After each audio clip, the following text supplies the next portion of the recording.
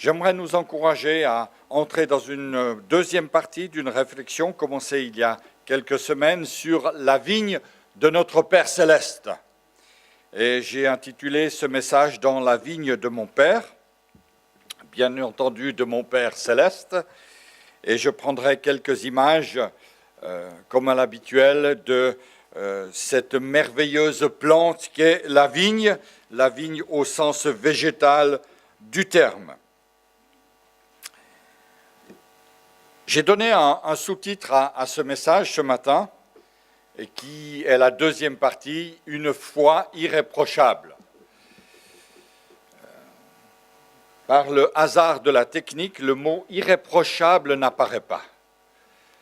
Pourquoi? Et pourtant, je l'ai écrit. Pourquoi n'apparaît-il pas? Problème de compatibilité? Peut-être. En tout cas, c'est un capteur d'attention pour nous. Si la foi, telle qu'elle est vécue dans sa simplicité, ne se résume qu'à la foi, elle perd de sa force, elle perd de sa capacité. Notre foi doit être irréprochable. En continuant donc cette réflexion sur la vigne, j'aimerais partager ici quelques remarques par rapport à cette foi. Dans un vignoble, il y a deux parties végétales qui sont importantes.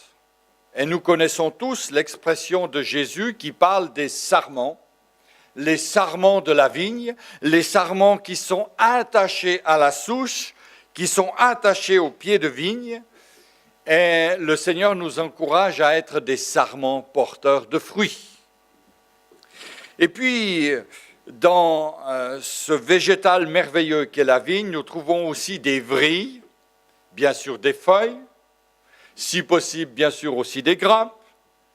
Mais nous trouvons des vrilles, ces petites excroissances végétales qui viennent s'enrouler au cours de l'été sur les échalas, sur les pieux, sur les fils de fer, afin de soutenir l'ensemble du végétal, afin de le protéger lorsqu'il y a des coups de vent, afin qu'il ne tombe pas. Et dans un vignoble, une des différences fondamentales qui existent entre les sarments et les vrilles, c'est leur longévité. Le sarment est là depuis longtemps. Il est là d'année en année. Bien sûr, il y a des jeunes sarments qui sont appelés à durer dans le temps. Mais la vrille, elle est là pour un temps passager. Elle est là pour une année au maximum. La vrille est toute jeune. Elle est aussi toute fragile. La vrille pousse avec les feuilles de l'année, et elle vient s'attacher. Elle est importante, oui. Alléluia. Elle est importante à la fixation du feuillage, mais elle ne porte pas de fruits. Jamais vous ne verrez du fruit sur une vrille. Le sarment, lui, porte du fruit. D'ailleurs, plus le sarment est âgé, plus il a de l'âge, plus il sera porteur de fruits. Merci Seigneur pour les aînés qui portent encore du fruit. N'est-ce pas Roland? Alléluia. Et puis le sarment, ça peut s'écrire au masculin et au féminin. À vous de trouver le mot. Le sarment, lui, envers et contre tout, il va apporter du fruit pour la gloire du vigneron, pour le bien du vigneron. Il est là pour ça. Et dans la vigne spirituelle de notre Maître, il en est de même. Au sein des luttes, des combats, des confusions, des doutes, gardons la foi, cette sève qui va couler dans le sarment, cette sève qui nous permet de durer dans l'année et de porter du fruit. Chers frères et sœurs, on parle souvent d'une foi agissante, d'une foi conquérante, d'une foi puissante. On parle même d'une démonstration de la foi. C'est bien. Une foi en action, c'est bien. Il faut en parler. Il faut l'encourager. Mais j'aimerais ce matin que nous puissions ouvrir notre compréhension, notre regard sur cette foi irréprochable. Cette foi qui a besoin de nous habiter. Cette foi dont nous avons besoin de sentir les effets dans notre vie. Une foi irréprochable. Une foi qui dure tout au long de l'année, tout au long de la vie. Malgré les vicissitudes de ce monde, malgré les épreuves, malgré le gel, malgré le froid, malgré la tempête, une foi à l'image de la sève qui revient sans cesse dans le sarment afin qu'il porte du fruit. J'aimerais vous inviter à faire une lecture dans l'épître de Paul à Timothée au chapitre 3. Je lirai ici dans la version en français courant, chapitre 3 de la première lettre de Paul à Timothée, à partir du premier verset. Voici une parole certaine. Si quelqu'un souhaite la fonction de dirigeant dans l'Église, il désire une belle tâche. Il faut qu'un dirigeant soit...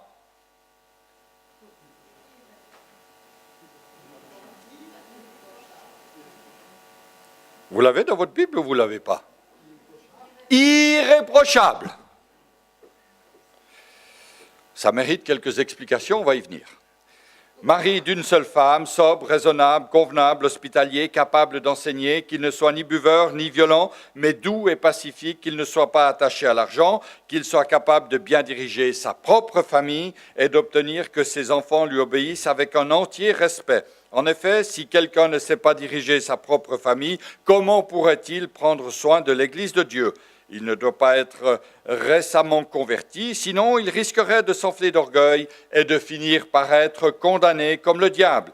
Il faut aussi qu'il mérite le respect des non-chrétiens afin qu'il ne soit pas méprisé et qu'il ne tombe pas dans les pièges du diable. Les diacres aussi doivent être respectables et sincères. Ils ne doivent pas abuser du vin ni rechercher des gains malhonnêtes. Qu'ils restent attachés à la vérité, révélés de la foi chrétienne avec une conscience pure. Verset 10. Il faut d'abord qu'on les mette à l'épreuve. Ensuite, si on n'a rien à leur reprocher, ils pourront travailler comme diacres.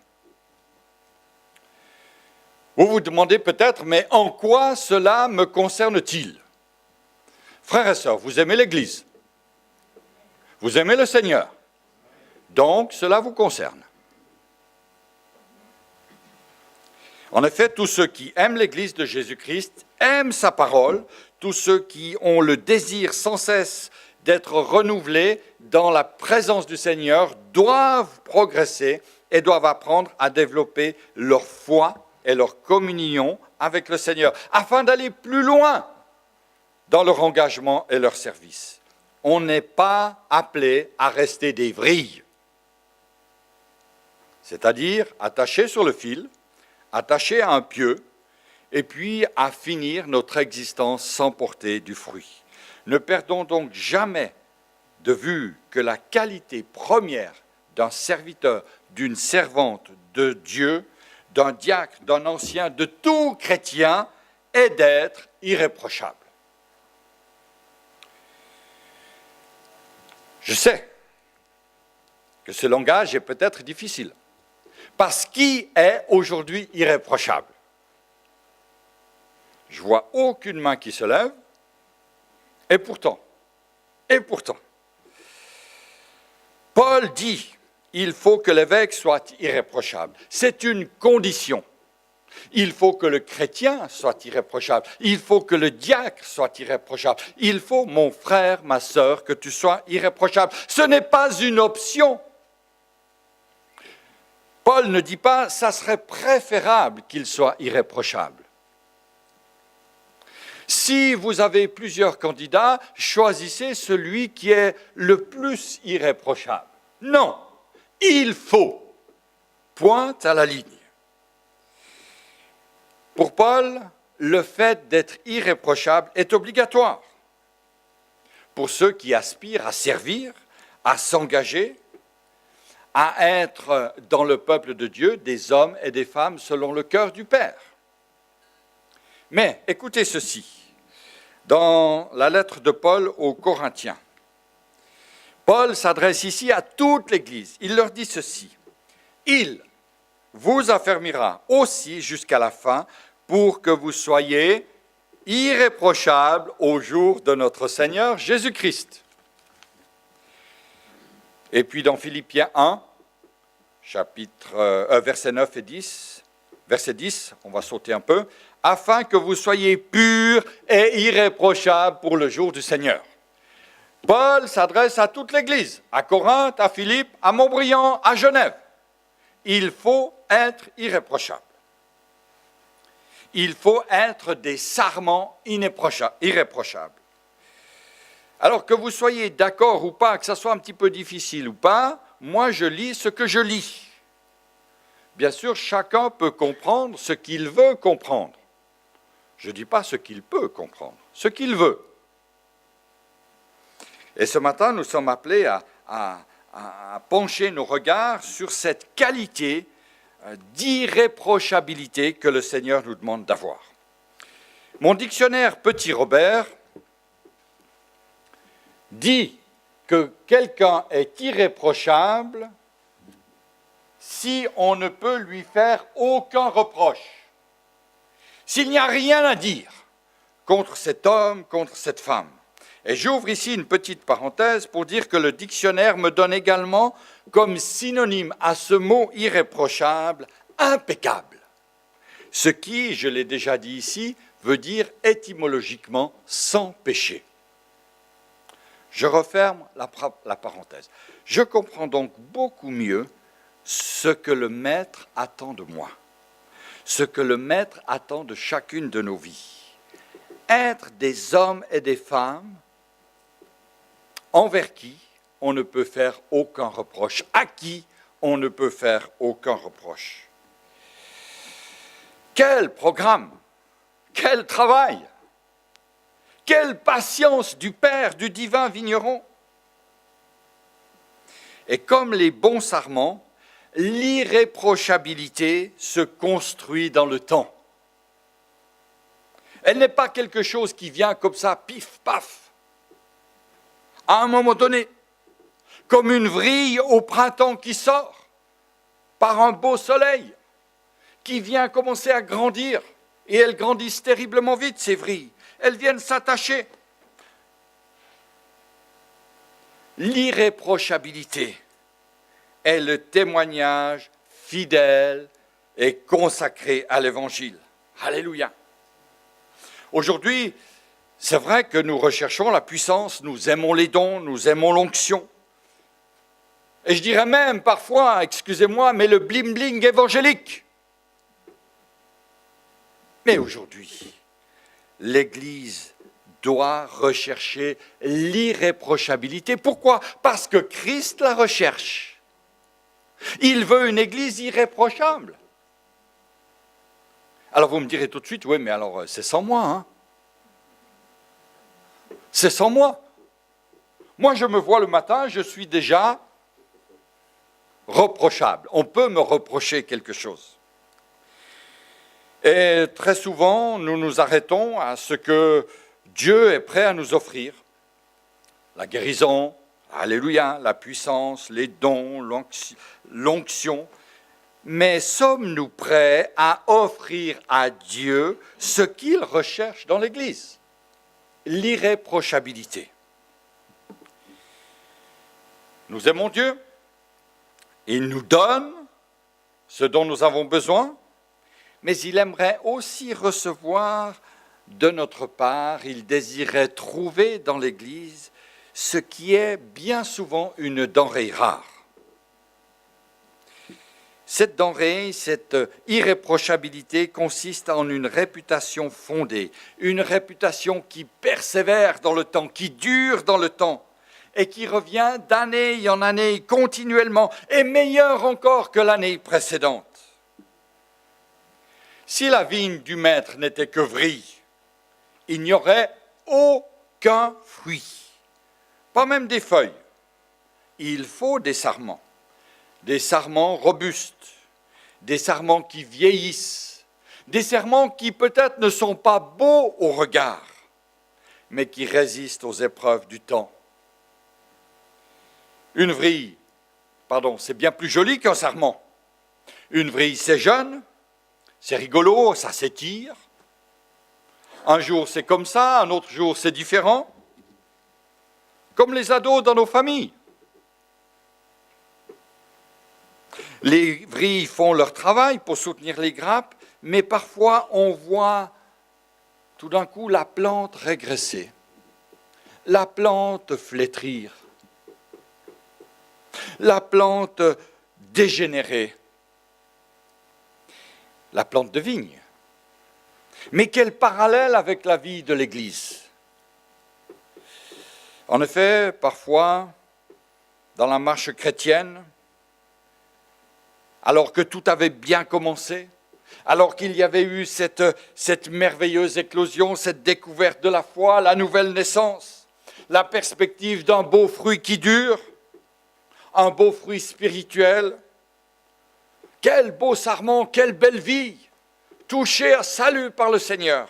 Et puis tout d'un coup, tout régresse. Et si vous me permettez l'expression, tout part en vrille. Et on se dit, mais où est le problème? Où est le problème? Une des pistes est peut-être à rechercher la raison de cela dans notre conscience. La conscience du chrétien est soumise à beaucoup de tensions. Nous sommes dans un monde difficile, frères et sœurs, je ne vous apprends rien ce matin. Le péché nous agresse sans cesse. Le péché est là à la porte. Or, si je veux que ma foi soit stable, qu'elle soit irréprochable, je ne peux pas couvrir mes péchés par une foi éphémère. Si je le faisais, ma foi ne serait plus irréprochable, elle ne serait plus impeccable, elle serait une foi de religieux. Lorsque nous parlons de la conscience, nous retrouvons ici Paul, qui en parle beaucoup. Et dans ses épîtres pastorales, il utilise 3 expressions pour en parler. D'abord, notre conscience peut être souillée.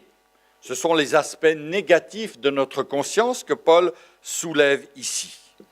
Dans l'épître de Tite, il nous est dit « Tout est pur pour ceux qui sont purs, mais rien n'est pur pour ceux qui sont souillés et incrédules. Leur intelligence et leur conscience sont souillées. » Supposons qu'un chrétien, qu'une chrétienne, laisse les compromis entrer dans sa vie, s'installer dans sa vie, au fur et à mesure, et en conséquence, sa conscience se souille. Elle perd le cap donné dans la parole de Dieu. Elle est souillée, elle est perturbée. Bien sûr, parfois, ce sont des petits écarts, mais si nous laissons ces petits écarts, ces petits angles, par devenir un océan,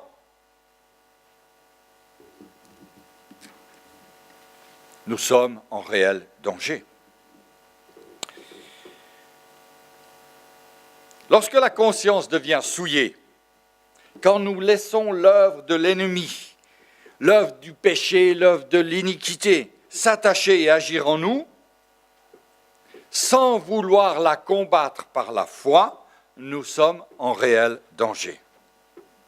Bien sûr, nous pouvons prendre des décisions fermes, et il faut rejeter cela, ne pas tolérer l'iniquité, ne pas tolérer la souillure dans notre être.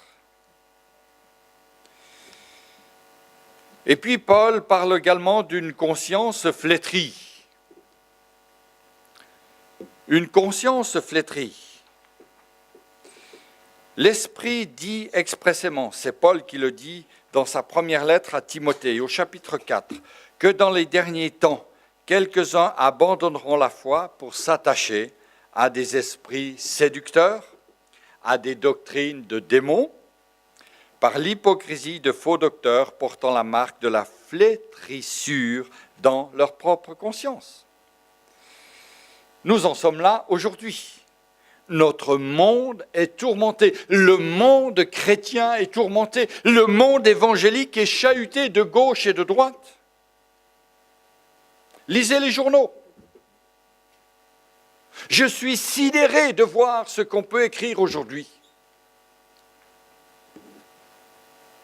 Bien sûr, certains hommes, certaines femmes ne donnent pas un bon témoignage chrétien. Autrefois, ils ont été purifiés, lavés, renouvelés, en laissant la souillure du monde. Mais tout d'un coup, ils se sont laissés capter par l'ennemi. Et ils se sont flétris, et cette flétrissure les marque de plus en plus profondément. Ils sont lancés dans une toute autre direction. Et si le Saint-Esprit n'agit pas, qui peut les ramener à la repentance? Car ils sont de plus en plus flétris, corrompus par le péché. Et puis, bien sûr, une des dernières étapes, qui n'apparaît pas ici, faute de place sur l'écran, c'est dommage, c'est une conscience perdue. Il se passe que lorsque la flétrissure s'imprime, la nature corrompue prend le dessus et finit par s'imposer. Et Paul dit, cette conscience, quelques-uns l'ont perdue, et il dit, ils ont fait naufrage par rapport à la foi. Mais c'est terrible de faire naufrage. Lorsque le vigneron va passer et qu'il va voir ce sarment qui ne porte pas de fruits, il va le couper. La Bible en parle. Il va ramasser ces sarments. Il va les mettre comme les vrilles dans le feu parce qu'ils ne servent plus à rien. Une conscience perdue. L'irréprochabilité est donc la qualité première d'un chrétien. Ah, merci. C'est arrivé. Wow.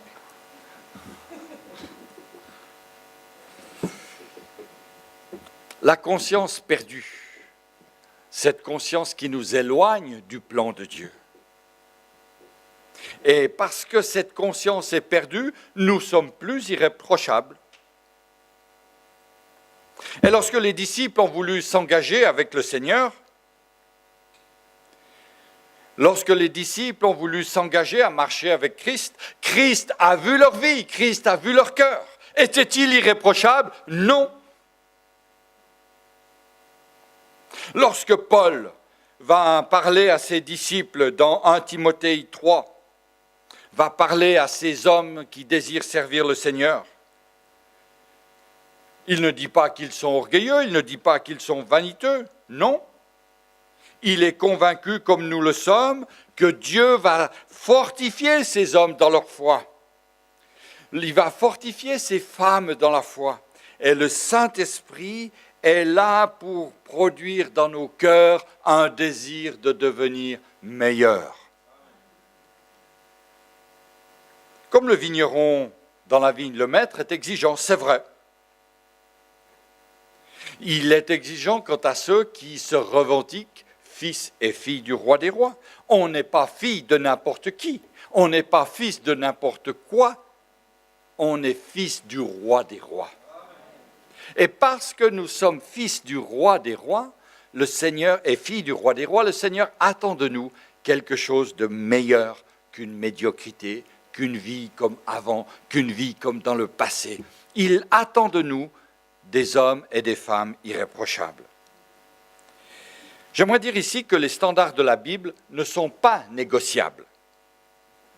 Dans sa lettre à Timothée, l'apôtre énonce toutes sortes de qualités que j'ai lues tout à l'heure, peut-être un peu rapidement, il est vrai.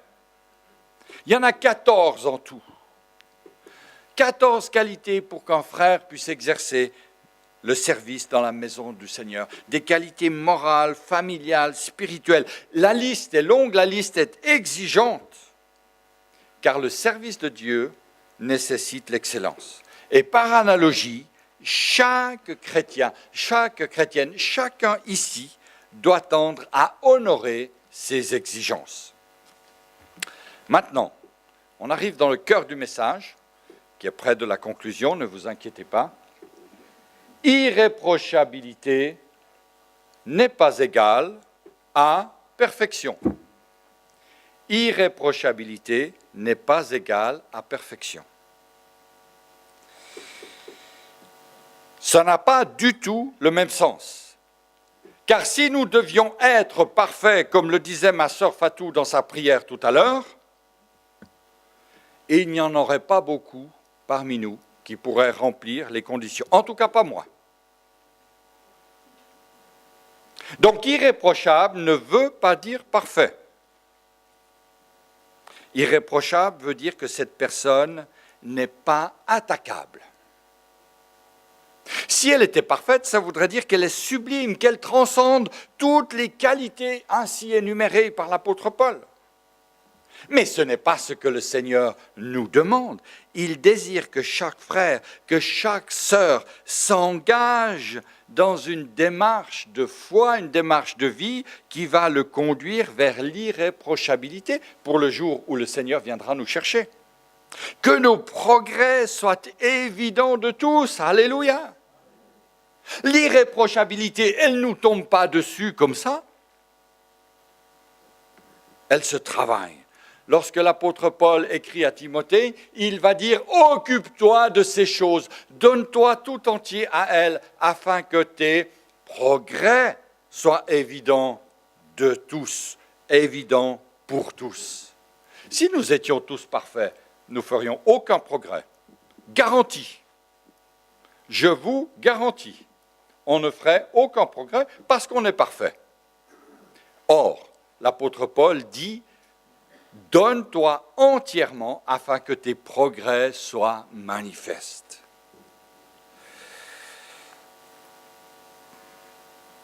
Lorsque l'apôtre Paul va donner cette liste de toutes les qualités, c'est des qualités somme toute très pratiques. L'irréprochabilité est très concrète. Ce n'est pas une notion abstraite, tellement abstraite qu'il nous faudrait un spécialiste pour nous l'expliquer. Cependant, une remarque s'impose.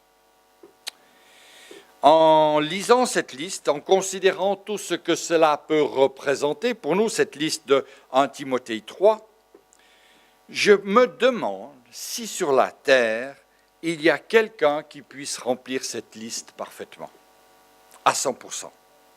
Car nous avons tous notre caractère. Et il est en cours de sanctification. Nous avons tous notre vécu qui est en cours de guérison. Nous avons tous notre histoire qui est en route, qui est en marche. Nous avons tous un certain contexte qui fait que parfois c'est extrêmement difficile. Nous avons tous notre chair. Si vous n'en êtes pas certain, pincez-vous un peu. Ou si votre voisin dort, autorisez-vous à le pincer. Voir s'il est là, s'il est bien vivant, en chair et en os. Notre chair, elle est faible. Moi, j'ai vu mes frères, là, ils se sont pincés réciproquement, là. Ils régleront leur affaire à la maison. Hein. Mais nous ne remplirons jamais à 100% ce qui est demandé ici. Mais ce qui est important, c'est de voir les progrès, les transformations, l'évolution dans des hommes et des femmes, de voir que Dieu, que le Saint-Esprit agit dans la vie de cette personne. Lorsque je suis une vrille, je m'approche de ce que je trouve. Un pieu, un fil de fer, un échalin, une autre vrille. Même si en tant que vrille, je suis indispensable dans la vigne du maître, je suis de nature instable. Et je dois le savoir.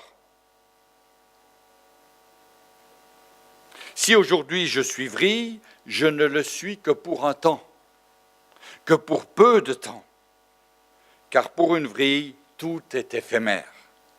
Mais si je veux porter du fruit, alléluia, je ne dois pas être un ado spirituel. Je ne peux pas accepter d'être ballotté de gauche et de droite à tout vent de doctrine. Je dois être stable. Je dois être un beau sarment.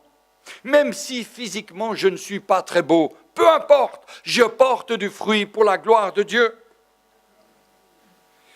En conclusion, nous ne devons rien céder au compromis. Nous ne devons pas baisser nos standards spirituels tels que la Bible les définit.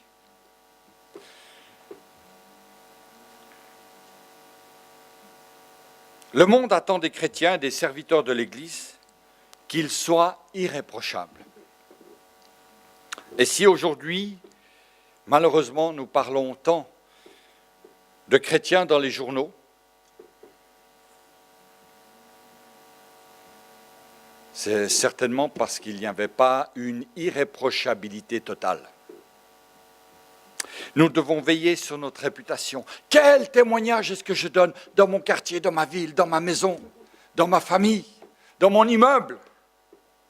Si nous ne sommes pas irréprochables, tout ce que nous pourrons faire n'aura aucune valeur, ni aux yeux des hommes de ce monde, ni aux yeux de Dieu. Être irréprochable, c'est désirer marcher de progrès en progrès pour atteindre cette irréprochabilité. Et tous les manques à ce niveau sont des sources de scandales, de conflits, de difficultés. Nous ne pouvons pas baisser nos standards. Ils nous sont donnés par la parole de Dieu. Je suis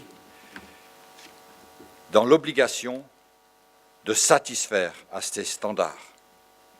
Il faut qu'un homme, un dirigeant, un serviteur de l'Éternel, une servante, que vous êtes, que nous sommes, soit irréprochable, soit sobre, soit raisonnable, convenable, hospitalier, capable d'enseigner. Mais ça s'apprend tout cela. C'est en devenir. Et puis le Seigneur nous utilise dans sa grâce. Il nous relève dans sa grâce. Il nous lave de tout péché dans sa grâce. Avant même de rechercher la puissance, mes frères et mes sœurs, recherchons la sainteté. Vous serez saints, dit le Seigneur, car je suis saint. Alléluia. Vous serez saints, car je suis saint. Eh bien, Seigneur, nous voulons nous trouver devant toi maintenant, en te demandant dans ta grâce, Seigneur, de nous aider, à nous relever, à nous soutenir. Seigneur, c'est vrai, nous sommes loin de la sainteté. Nous sommes, Seigneur, dans une marche où nous aspirons à être irréprochables. Seigneur, viens au secours de chacune de nos vies. Viens au secours de l'Église, comme il a été, Seigneur, encore mentionné dans les dons spirituels ce matin, dans le temps de prière. Aie pitié, Seigneur, de nous, Seigneur. Manifeste ta grâce envers ton peuple. Nous nous humilions dans ta présence, Seigneur, pour tous les péchés, les manquements, Seigneur, que nous avons pu commettre. Toutes les fois, Seigneur, où nous avons pris des critères de ce monde, à la place de nous baser, Seigneur, selon tes normes, tes standards. Seigneur, merci pour cette foi que tu veux mettre dans nos cœurs, une foi irréprochable, une foi qui grandit, une foi, Seigneur, qui te trouvera parfaite pour le jour de ton divin retour. Amen. Que le Seigneur soit béni.